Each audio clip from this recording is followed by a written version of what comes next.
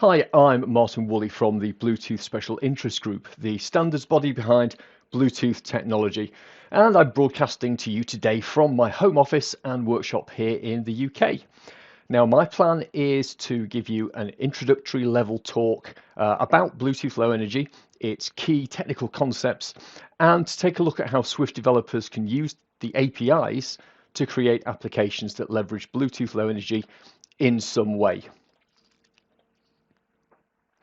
So let's start by getting orientated.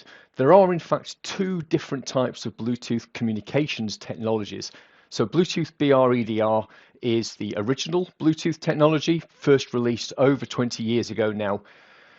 It lets you replace serial cables, and devices can form point-to-point wireless connections for exchanging data directly between them. So this version of Bluetooth is supported by smartphones, and it's still used for things like audio. Bluetooth Low Energy is newer, it's more power efficient and a lot more versatile. So it can form point-to-point connections in the same way as BR-EDR, but it can also be used to broadcast data, allowing one device to transmit data to an unlimited number of devices, provided they are in range. Bluetooth Mesh is a networking technology that uses Bluetooth Low Energy under the hood, and it lets you form networks of up to 32,767 smart devices, and it's used in smart buildings, for example.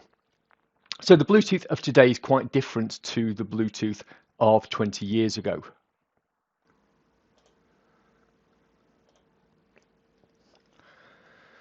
So the Bluetooth stack is modular, and so a number of different configurations are possible. On screen now is the Bluetooth LE stack that a smartphone contains. It's divided into two major architectural components. There's the controller at the bottom in grey, which controls the radio, and the host on the top, which provides protocols and procedures to be used by applications. There's a well-defined interface between the two as well, called the host controller interface. Now, most smartphone APIs are concerned with three layers of the stack in particular. There's the generic access profile, or GAP, the generic attribute profile, which we call GAT, and the attribute protocol, which of course we abbreviate to AT. So we've got GAP, GAT, and AT.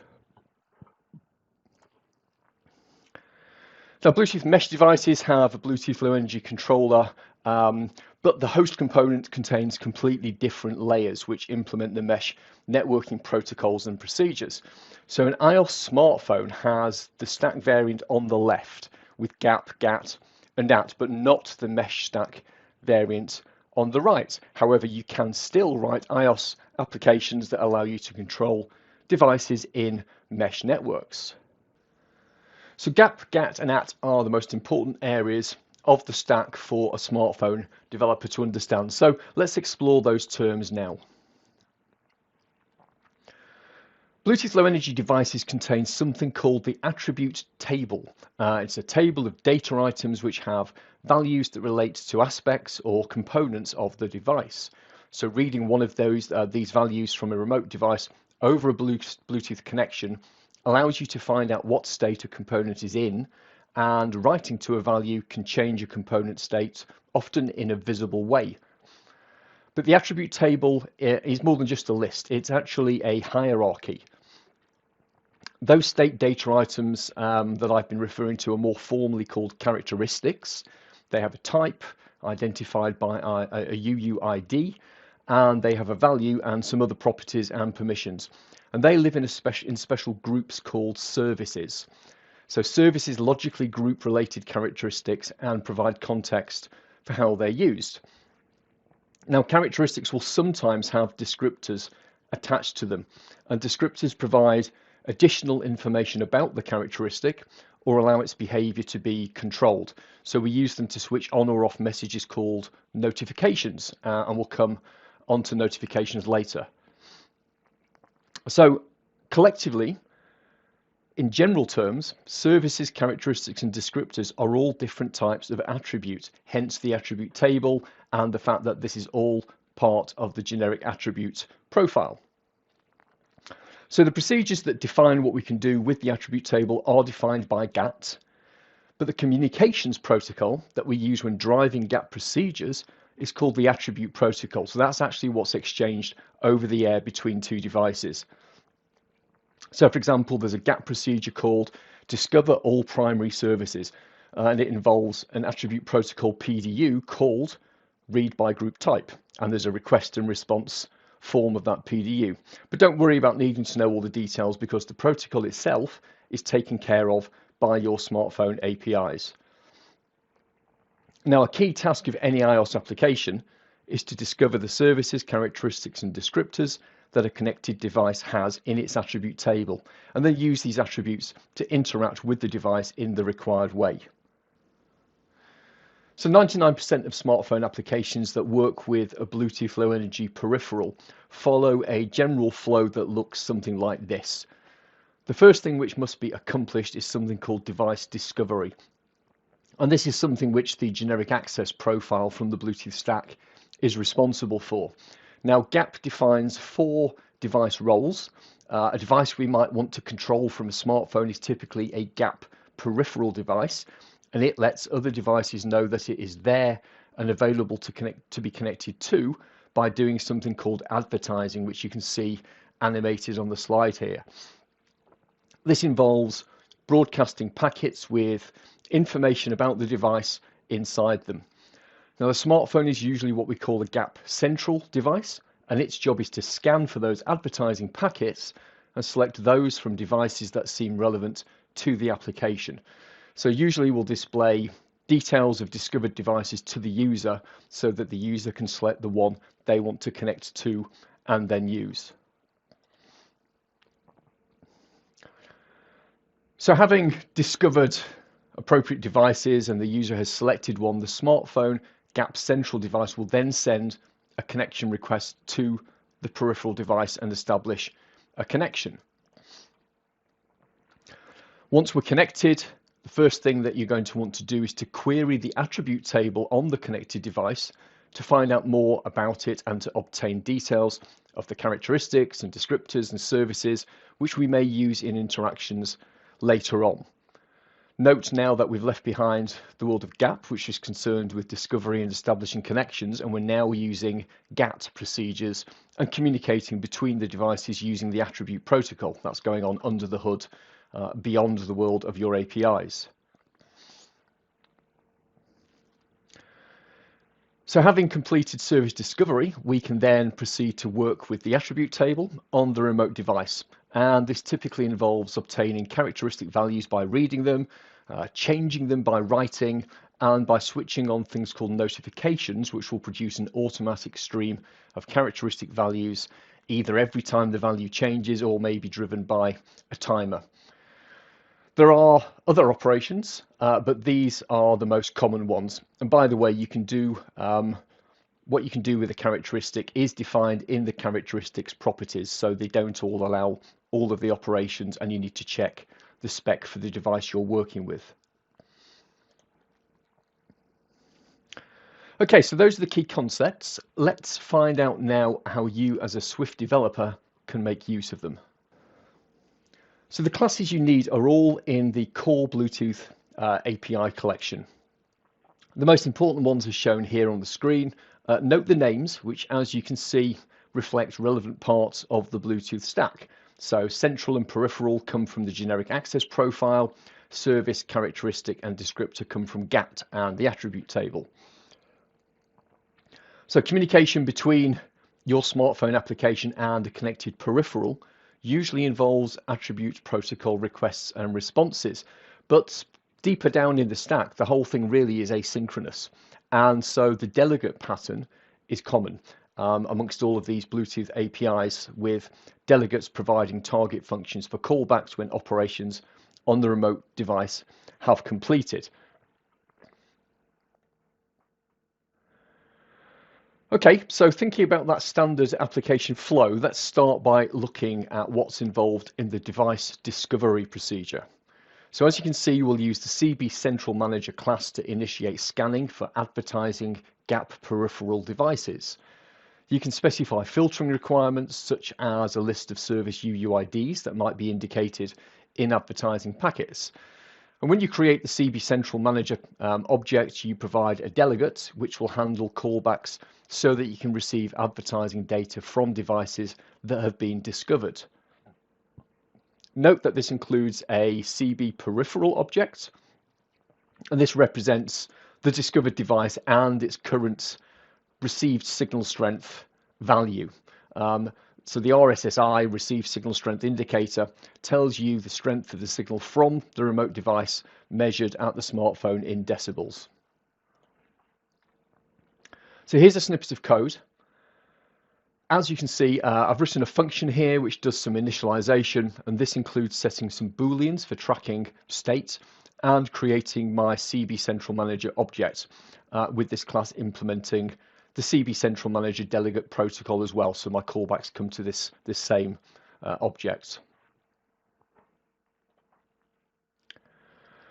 And this next snippet shows device discovery being initiated. So first of all, I'm checking that Bluetooth is switched on. Then I'm setting up a timer which will stop the scanning process after a period of time. You don't want to leave that running forever. Scanning will use quite a lot of battery, relatively speaking. And then I'm using my CB Central Manager object to start scanning by calling the scan for peripherals method. Note that the BLE adapter class you can see there, which has a stop scanning method in it, that's actually my class that I've used as a container for a variety of my Bluetooth functions, just to avoid confusion there. So here's my callback method in the delegate object. Bluetooth advertising packets can contain a variety of fields, and you need to know which fields by checking the spec for your target device.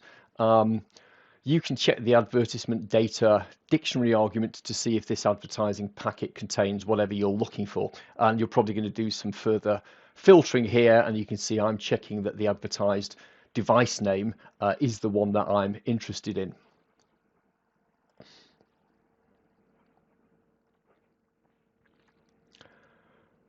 So further on in the same method, if this advertising packet has come from a device that looks relevant to my application and I haven't seen it before, then what I'm doing is storing the CB peripheral object in a mutable array. And in this way, I'm kind of building up a list of discovered devices, which I'll ultimately present to the user for selection. So having done that, presented discovered devices to the user, they're going to select one from the UI, press a button, and our code will then initiate a connection to the selected peripheral device. This also involves our CB Central Manager class and its delegate. And as you can see, the delegate has different callback methods for a successful or unsuccessful connection request, and a method that gets called if the connection later drops. So here's some code, simple stuff. I'm using my CB Central Manager to request a connection to the device represented by the CB peripheral object, which is passed as an argument.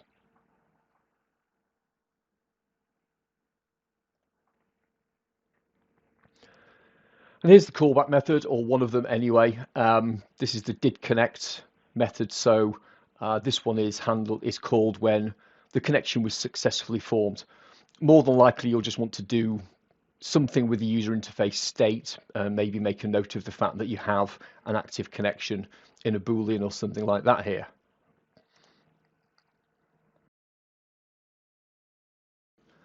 Okay, so once we're connected, our next job is to perform service discovery and find out more about what this device is and obtain details of its services, characteristics and descriptors, which we can then use later on when we interact with the device. So the selected CB peripheral object is key here to this stage, and it has a delegate object which receives callbacks and contains discovered GAT attributes as properties. So the code here is pretty simple, as you can see. I'm just calling the discover services method on the peripheral object, and the delegate gets a callback to did discovered services when that's completed. And what we have at this point is an array of CB service objects in the peripheral object as a property, and our next task is to kind of drill down and discover the characteristics that belong to each of these services. Remember, the whole thing is a hierarchy. So here's how we find the characteristics that belong to a service. Again, we're using CB peripheral, this time initiating discovery of characteristics for a specific service, as indicated by a CB service object parameter. And the CB service object gets populated as a result of this call with a list of the discovered characteristics in an array of CB characteristic objects. And here's my snippet of code. So kind of iterating through the list of services that we got in the first stage. And for each one, what I'm doing here is just checking that I'm actually interested in this service by looking at its UUID. And if I am, I then discover the characteristics owned by the service by calling the discover characteristics method, as you can see there. So when characteristic discovery for a service completes, we receive a callback in the peripheral delegate and examine the characteristics found. Now, those we intend to use in our application, reading their values, writing to them, or enabling notifications or whatever, we store for future use. You need those references. So note that a characteristic with a given UUID can appear in more than one service. So as you can see in the code there, I'm checking not just the characteristic UUID, but also the UUID of the owning service of the characteristic as well. So we've connected, we've completed service and characteristic discovery, and we're kind of all set for the main functionality of our application now. CB peripheral continues to play a big part here, providing methods which allow us to initiate various attribute table related operations on the remote device. And the main things we're likely to want to do is to read and write to characteristics, and to enable and receive characteristic notifications, and maybe to obtain the signal strength relating to a connected device as well. So let's start here. Perhaps the most basic thing we'll want to do is to read a characteristic value from the remote device. Maybe we want to find out the battery level of the peripheral. If the device includes the battery service, it contains something called the battery level characteristic, and we could issue a read against it to find out what level the battery's at. Now, when we read a characteristic, the value gets delivered in a CB characteristic object via a callback to the delegate object. And once again, here's some code showing a characteristic called alert level being read. Selected peripheral is, of course, a CB peripheral object, and you can see the delegate callback method below. This method receives callbacks for all characteristic values obtained from the remote device. So I'm checking the service and characteristic UUIDs to determine which characteristic the received value is for. Now, sometimes we want to change a characteristic value. So for example, if I have one of those key finder devices attached to my keys, kind of helps me find them when I've lost them, it'll contain something called the immediate alert service. And I can cause the device to beep loudly by writing a non-zero value to the alert level characteristic of that service. Once again, CB peripheral and its delegate are involved. You should be getting the hang of this pattern by now. It's kind of all the same. It's very easy. And here's some code illustrating that. Notice, by the way, that in my call to write value, you'll see a hint that there are two types of characteristic write operations. So I can use what are called write commands, which generate no response in the protocol, and they are very fast. But be aware that if I perform many writes of this type in succession very quickly, there's a risk that one or more of them will be lost by the remote device due to buffer overflow. So you should consider write commands, these are writes without response, to be fast but unreliable. Alternatively, if I choose to use write requests which have a response, that's the type I'm using here, each write generates a response PDU in the protocol, and I have to wait for the response and check it before I can send another write request. So this makes write requests slower than write commands, but it's reliable. So you can see here how I've selected the write request type by using the with response type parameter. And here's the callback. You may or may not actually have some work to do here after your write has completed. You might want to check for errors, of course. Maybe you just want to update the user interface states when things have completed.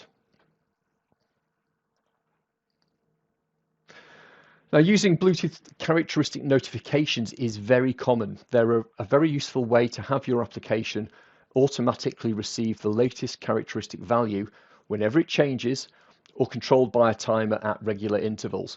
Now, you need to check whether or not the characteristics supports notifications before trying to use them, and that will be in the specification for the services that your device contains. So as an example, the heart rate service is a good one that's contained within heart rate monitor products, and it has the heart rate measurement characteristic, and this supports notifications. So if I enable notifications on that characteristic, then an application will receive heart rate measurements from a heart rate monitor device periodically. And our usual peripheral and delegate objects are involved in this operation, of course. So here we go with some code. First thing you have to do to use notifications is to enable them on a specific characteristic within a selected peripheral device. It's simple stuff. And then once you've enabled them, you will receive callbacks to the same delegate method, which is called did update value for, which is used when reading a characteristic. But instead of just reading one in response to a read, having enabled notifications, you should now receive multiple callbacks repeatedly each time a new value is transmitted by the remote device. So the last operation to consider here is signal strength polling. So RSSI stands for Received Signal Strength Indicator, and it's a measure of how strong the transmitted signal from a connected device is as measured by the receiver, which of course will be some distance away, and the further away the receiver is from the transmitter, the weaker the measured signal strength will be. So you can actually use this in very roughly estimating how near or far away a device is. You should note though that accurate distance measurements using only the signal strength is pretty much impossible. You need more data than that, such as knowing the transmission power used by the other device, and even then this only allows distance estimates that are good enough for some purposes but will still not be good enough for others. It's topical, I guess, so I'll mention that the current COVID-19 exposure notification applications that are out there most probably all use RSSI-based distance estimation techniques to determine whether or not you've been close enough to someone for it to be a concern. Whatever your aims though, CB Peripheral has a read RSSI method, and there's a corresponding delegate method which receives the measured value. So there's some code. I'm using a timer here to call read RSSI once every second, and in the delegate I just update the UI with a rough suggestion of whether the device is near, far away, or somewhere in between.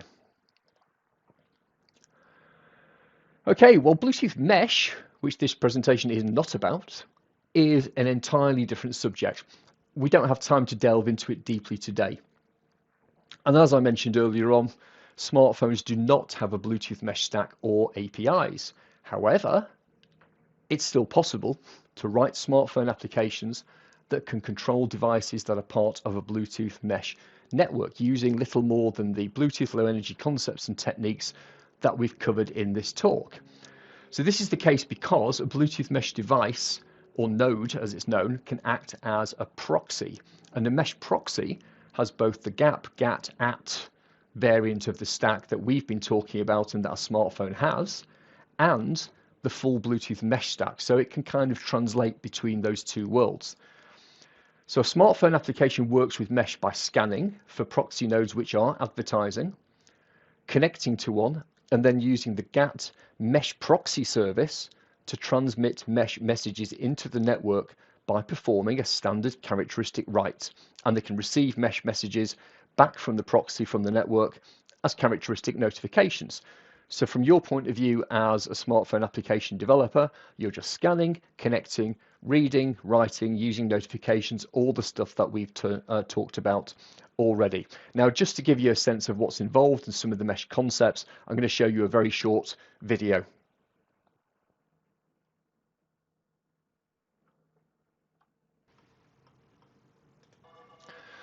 So on screen here, what have we got? I'm currently assembling a small network of 17 Bluetooth mesh nodes. The individual devices are actually developer devices called Nordic Thingies. the big silver thing you can see inside is just a big battery. So they have a Bluetooth mesh stack inside them, and I've programmed them so that the LED lights can be controlled using mesh messages. Another device which is out of shot at the moment acts as a proxy. Now, every device has an address, and there are group addresses, and a device which subscribes to a particular group address will react to any messages it sees that are addressed to that destination address. It's called a publish and subscribe method. So from my smartphone application, here I am scanning for the proxy, which is at the bottom of the screen there, and connecting to it when I press the button at the bottom there now. There we go, I've connected to the proxy. So what's going to happen next is the proxy device has a GATT service with a couple of characteristics in it, one for inputting messages to the network, one for receiving messages back out from the network.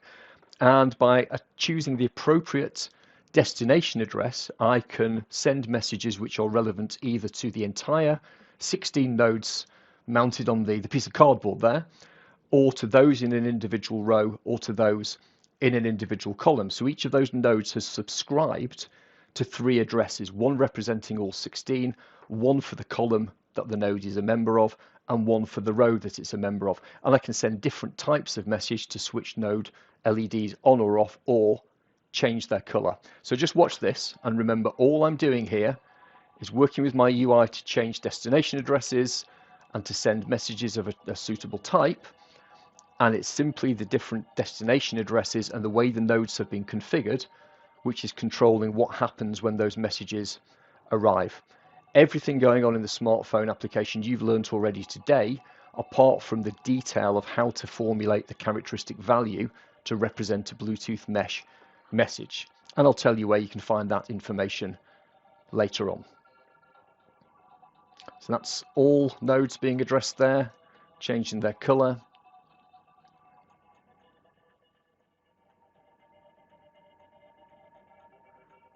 And here I'm going to select a row, I think, some hesitation from my finger. There we go. Change the destination address, and now only that row is responding because that address was subscribed to by those nodes.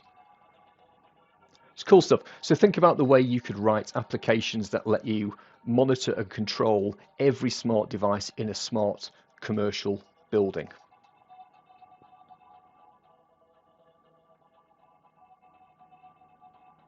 The code for this application, by the way, is available from one of our educational resources. Details in a moment. So if you found this interesting and you'd like to learn more and perhaps gain some hands-on experience too, where next? Well, it so happens that we have all sorts of resources largely aimed at developers, technical architects, product managers and people like that. So if you go to bluetooth.com/developer, you'll find links to many of our key resources, including things we call study guides, which are self-paced, self-study educational resources, and which usually include hands-on development projects. So they're great for developers.